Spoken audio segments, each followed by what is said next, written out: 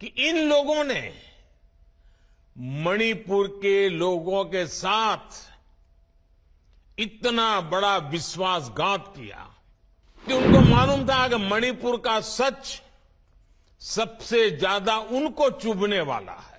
मणिपुर की चर्चा तो टाल दी, अविश्वास प्रस्ताव लाकर के राजनीतिक बहस को ही उन्होंने प्राथमिकता दी। साथियों, ये लोग सदन से भाग गए, ये पूरे देश ने देखा है। लेकिन ये बहुत ही दुखद है कि इन लोगों ने मणिपुर के लोगों के साथ इतना बड़ा विश्वासघात किया। सत्र प्रारंभ होने से पहले देश के गृह मंत्री उन्होंने इन राजनीतिक दलों से चिट्ठी लिख करके कहा था कि वो तत्काल मणिपुर की चर्चा करना चाहते हैं और अकेले मणिपुर पर विशद चर्चा हो जरूरी है।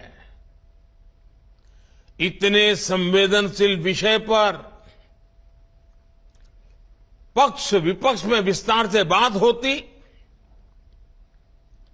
तो जरूर मणिपुर के लोगों को भी मरहम लगता और समस्या के समाधान के लिए नए नए कुछ रास्ते भी निकल आते।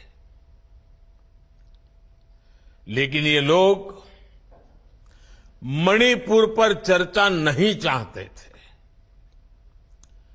क्योंकि उनको मालूम था कि मणिपुर का सच सबसे ज्यादा उनको चुभने वाला है।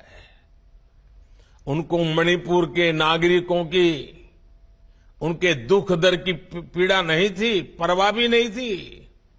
उनके लिए उनकी राजनीति, देश से बड़ा दल, वो नहीं चाहते थे मणिपुर। और इसलिए क्या किया, मणिपुर की चर्चा तो टाल दी, अविश्वास प्रस्ताव लाकर के राजनीतिक बहस को ही उन्होंने प्राथमिकता दी। राजनीतिक मुद्दों को लेकर के ही सदन का 3 दिन में विपक्ष में बैठे हुए साथी अपना स्कोर करने की कोशिश कर रहे थे। और उन्होंने इतने सारे विषय उठाए, इतने सारे उठाए और तरह तरह के अनर्गल आरोप लगाए, सिर पैर बीने की बातें की। क्यों? क्योंकि मणिपुर का विषय किनारे हो जाए। साथियों, ये सदन में भले ही व्यवधान डाल लें,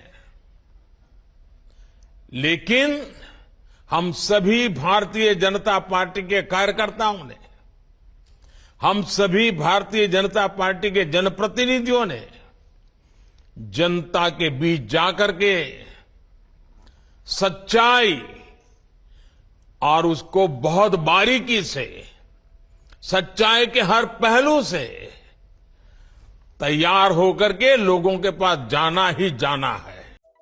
Subscribe to Midday India.